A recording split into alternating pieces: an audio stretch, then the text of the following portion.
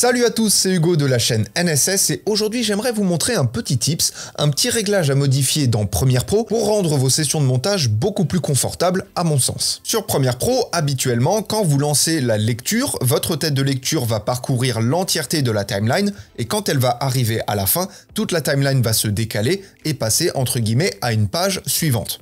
Ça, c'est le fonctionnement classique, on a l'habitude. Mais pour le coup, beaucoup de fois en montage et notamment en dérushage, quand ma tête de lecture va atteindre la fin de la timeline, ça va me changer de page, sauf que j'étais en train de travailler et ça me décale tout et ça me pose problème et il faut que je revienne et je perds du temps, etc. Ce qui serait logique, c'est que l'entièreté de la timeline se décale en même temps que la tête de lecture avance. Et pour ça, il y a une solution. Pour ça, c'est vraiment hyper simple. En haut de votre écran, vous allez cliquer sur Édition, vous allez aller dans les préférences et vous allez sélectionner montage. À ce moment-là, une petite fenêtre va s'ouvrir. Alors le mot montage est remplacé par le mot séquence, mais c'est exactement la même chose. Et juste ici, vous avez le défilement automatique de la lecture de la séquence. Et donc au lieu d'avoir le défilement des pages comme je vous ai expliqué juste avant, vous allez pouvoir avoir un défilement régulier, avoir une tête de lecture qui va rester au milieu de l'écran et c'est la timeline qui va se décaler. Donc une fois que vous avez sélectionné l'option, vous faites OK et bien évidemment, je vous invite à aller regarder dans ces réglages-là, il y a beaucoup de choses qui sont très intéressantes. Et du coup maintenant, quand on lit la tête de lecture, alors jusque-là, elle avance normalement,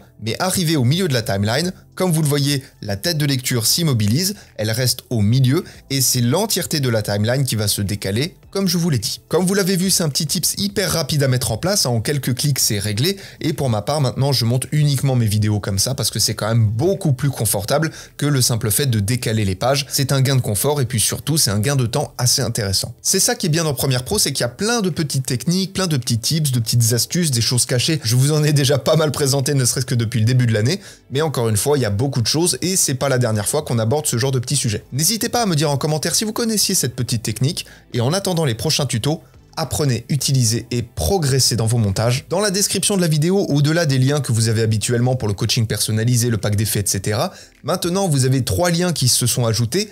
Un pour Artlist, un pour Artgrid et un pour Motion Array. Ce sont des liens affiliés car c'est le nouveau partenaire de la chaîne comme je vous en avais parlé dans le point d'avril, mais je vais très rapidement vous faire une petite vidéo pour vous donner tous les détails, vous parler de ça un peu plus en profondeur, mais vous pouvez déjà aller voir en description, ça vous donnera déjà une idée. C'est tout ce que j'avais à vous dire, on se revoit demain, je vous fais des bisous et à plus.